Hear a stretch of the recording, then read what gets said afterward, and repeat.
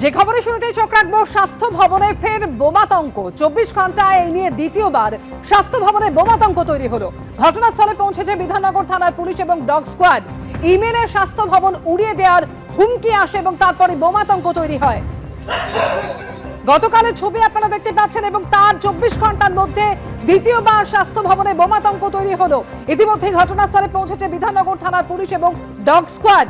একটি ইমেল আসে যেখানে স্বাস্থ্য ভবন উড়িয়ে দেওয়ার হুমকি দেওয়া হয়।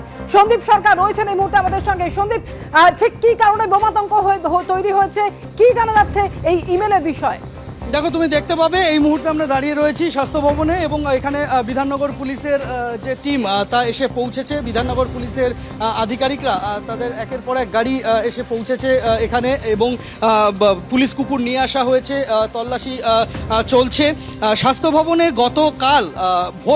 গতকাল ভোরে একদম 4:19 নাগাদ প্রথমে একটি ইমেল আসে এবং সেই ইমেলে বলা হয়েছিল যে স্বাস্থ্য ভবনের ভেতরে আরডিএক্স সম্বলিত আইইডি রাখা হয়েছে এবং তা দিয়ে গতকাল যে হুমকি এসেছিল তাতে বলা হয়েছিল যে দুপুর 1:13 নাগাদ সেগুলিকে অ্যাক্টিভ করা হবে এবং স্বাস্থ্য ভবনকে উড়িয়ে দেওয়া হবে।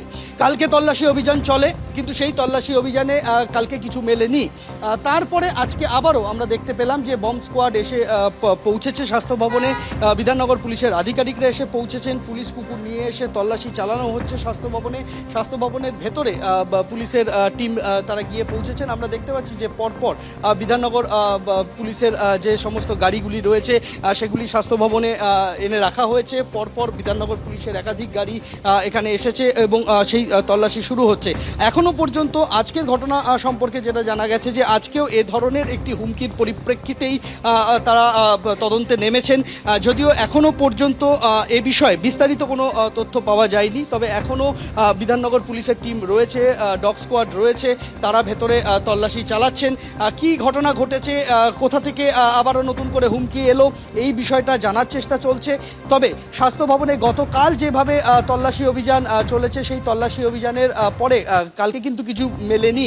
তারপর পুলিশ সেই ঘটনার তদন্ত চালিয়ে যেতে থাকে এবং তারপরে আজকে নতুন করে এ ধরনের একটি পরিস্থিতি তৈরি হওয়ায় স্বাভাবিকভাবেই একটা অফিসের ব্যস্ত টাইমে স্বাস্থ্য ভবনে কিছুটা চাঞ্চল্য ছড়িয়ে পড়েছে। তবে পুলিশ বাহিনী এসে পৌঁছেছে এখানে, তল্লাশি শুরু হয়েছে।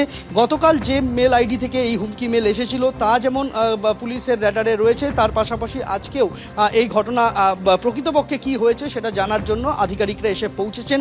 ইলেকট্রনিক্স কমপ্লেক্স থানা বিধাননগর পুলিশের আওতাধীন ইলেকট্রনিক্স কমপ্লেক্স থানার আধিকারিকরা এসে পৌঁছেছেন এবং বিধাননগর পুলিশের ডগ স্কোয়াড তাদেরকেও নিয়ে আসা হয়েছে। এই মুহূর্তে স্বাস্থ্য ভবনে তল্লাশি চলছে।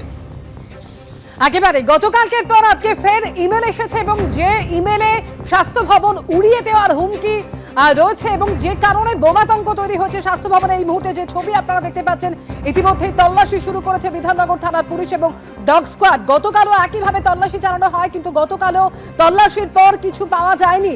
আজ ফের আরও একটি ইমেল এসেছে যেখানে একইভাবে স্বাস্থ্য ভবন উড়িয়ে দেওয়ার হুমকি দেওয়া হয়েছে।